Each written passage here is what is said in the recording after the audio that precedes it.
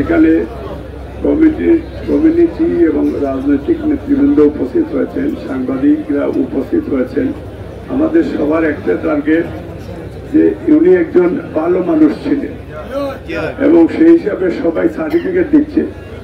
আপনারা এখানে যারা জানাজে আসছেন সবাই ভালো মানুষ হিসাবেই উনাকে জানেন বলেই আমরা এখানে আসছি।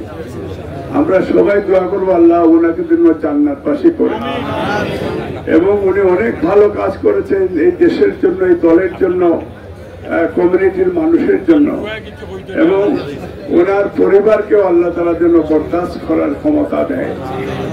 এবং আল্লাহর কাছে আবারও আমরা বলবো যে আল্লাহ উনি যদি কোনো ত্রুটি করে থাকেন জীবনে তুমি ক্ষমা করে দাও।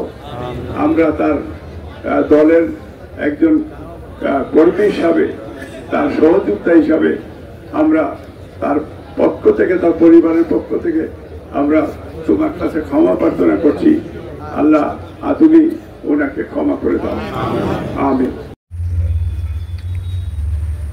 আল্লাহু আকবার।